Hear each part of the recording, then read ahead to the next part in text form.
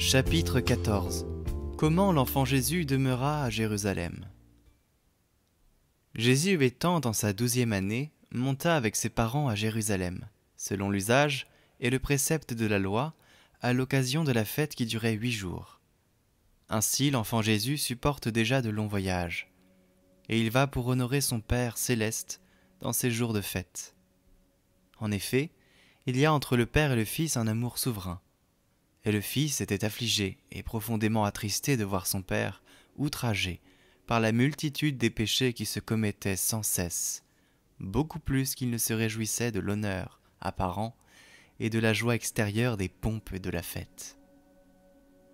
Le Seigneur était donc là, observant la loi, lui, le maître de la loi, et se mêlant humblement dans la foule comme les pauvres. Mais les jours de la solennité passés, ses parents s'en allèrent, et il resta à Jérusalem.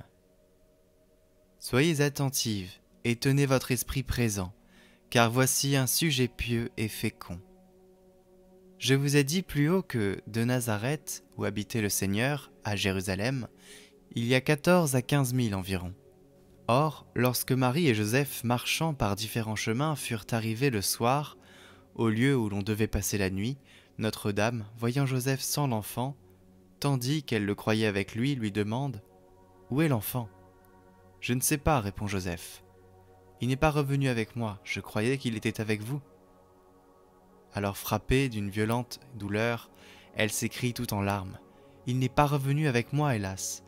Je vois que je n'ai pas bien gardé mon fils. » Et aussitôt elle se met à parcourir en toute hâte les maisons, et marchant aussi convenablement qu'elle le pouvait à cause de l'heure avancée, elle s'enquérait de lui et disait « Avez-vous vu mon fils ? Et vous, avez-vous vu mon fils ?» Elle ne se sentait pas de douleur et de désir. Joseph suivait par derrière en pleurant, et il ne le trouvait pas. Quel repos pouvait-il prendre, je vous le demande, sa mère surtout qui l'aimait plus tendrement encore. Malgré tous les encouragements de ses parents et de ses amis, elle ne pouvait être consolée. En effet, qu'y a-t-il de plus affreux que de perdre Jésus ? Regardez-la affectueusement et compatissez de tout votre cœur à sa peine, car son âme est dans la détresse, et jamais depuis qu'elle a mis au monde, elle n'a été mise dans une pareille angoisse. Ne soyons donc pas troublés quand nous avons de grands chagrins, puisque le Seigneur ne les a pas même épargnés à sa mère. S'il permet que les siens en soient accablés, ce sont des marques de son amour, et il nous est avantageux de les recevoir. Enfin, Notre-Dame se renferme dans sa chambre, et s'abandonne à la prière et en sanglots. Enfin, Notre-Dame se renferme dans sa chambre, et s'abandonne à la prière et aux sanglots en disant « Ô Dieu Père éternel très doux et très clément, il vous a plu de me donner votre Fils, mais voilà que je l'ai perdu, et je ne sais où il est. Ô, rendez-le-moi, Père, délivrez-moi de cette amertume, et montrez-moi mon Fils. Regardez au Père l'affliction de mon cœur, et non pas ma négligence. J'ai agi sans précaution, mais je l'ai fait par ignorance. Ô, rendez-le-moi dans votre bonté, parce que je ne peux vivre sans lui. Mon Fils bien-aimé, où êtes-vous? Qu'êtes-vous devenu? Où avez-vous reçu l'hospitalité? Seriez-vous retourné au ciel vers votre Père? Car je sais que vous êtes Dieu et le Fils de Dieu. Mais comment ne me l'auriez-vous pas dit? N'êtes-vous pas plutôt tombé dans quelques embûches? Car je sais que vous êtes un homme né de moi, et je sais que pour vous soustraire aux recherches d'Hérode, j'ai dû vous emporter en Égypte. Que votre Père vous préserve de tout mal, ô mon Fils. Indiquez-moi où vous êtes, mon enfant, pour que j'aille à vous. Ou bien revenez vers moi. Pardonnez-moi cette fois. Jamais plus il ne m'arrivera de ne pas vous garder avec assez de soin. Est-ce que je vous aurais fait quelques offenses, ô mon Fils? Oh, pour quelle cause vous êtes-vous éloigné de moi? Je sais que vous connaissez toute la douleur de mon cœur, ô mon Fils. Ne tardez pas, venez à moi. Depuis votre naissance, jamais je n'ai été un moment sans vous. Jamais je n'ai mangé et dormi loin de vous. Si ce n'est aujourd'hui. Et maintenant me voici sans vous, et je ne sais comment ce malheur m'est avenu. Vous savez que vous êtes mon espoir, ma vie, tout mon bien, et que je ne puis vivre sans vous. Indiquez-moi donc où vous êtes, et comment je pourrais vous trouver. Par ces paroles et de semblables, Notre-Dame se lamentait toute la nuit au sujet de son fils bien-aimé. Le lendemain, de grand matin, sortant de leur maison, ils le cherchaient à travers les lieux circonvoisins, car il y avait plusieurs chemins pour revenir de Jérusalem. De même que celui qui voudrait retourner de Sienne à Pise peut passer par Podium Bonichi, ou par Collet, ou par d'autres endroits encore.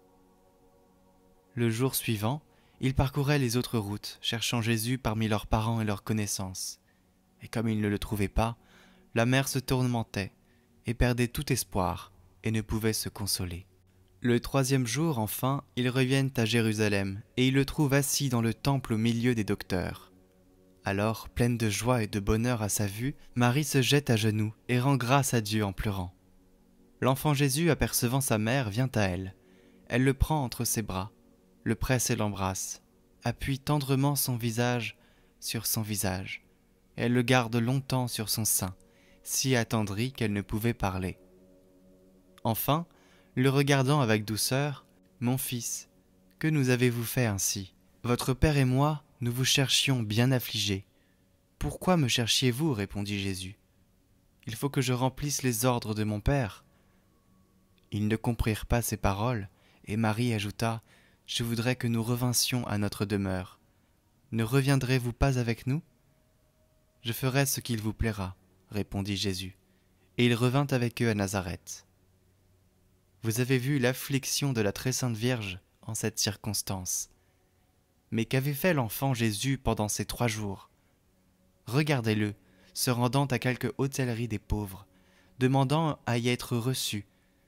Et là, le pauvre Jésus mange et loge avec les pauvres. Voyez-le ensuite assis parmi les docteurs, le visage calme, sage et respectueux.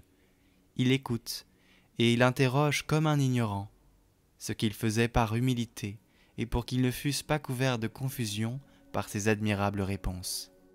Il y a aussi, dans tout ce que vous venez de voir, 3 observations importantes à faire. La première, que celui qui veut s'attacher à Dieu ne doit pas rester au milieu de ses parents, mais s'éloigner d'eux, car l'enfant Jésus se sépara de sa mère quand il voulut se livrer aux œuvres de son père. Et lorsqu'on le chercha, on ne le trouva pas parmi ses parents et ses connaissances.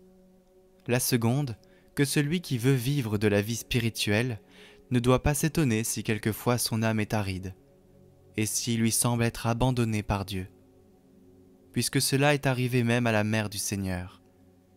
Qu'il ne se laisse donc pas abattre, mais qu'il cherche Dieu avec ardeur et persévérant, dans les pieuses méditations et dans les bonnes œuvres, et il le trouvera.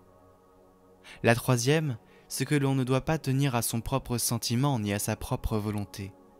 Car lorsque le Seigneur Jésus eut dit qu'il fallait qu'il accomplisse les œuvres de son Père, soudain il changea d'avis et suivit la volonté de sa mère. Et il revint avec elle, et avec son père nourricier, et il leur était soumis. En quoi vous pouvez admirer son humilité, de laquelle, au reste, nous aurons bientôt à parler plus au long.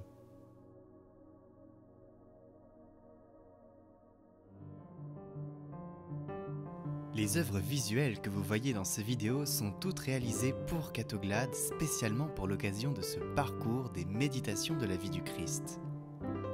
Une œuvre par chapitre représentant une scène qui sera en vente en édition limitée de 5 à 10 exemplaires numérotés. Vous pouvez les commander sur notre site internet en lien en description. Soutenez la mission Catoglade.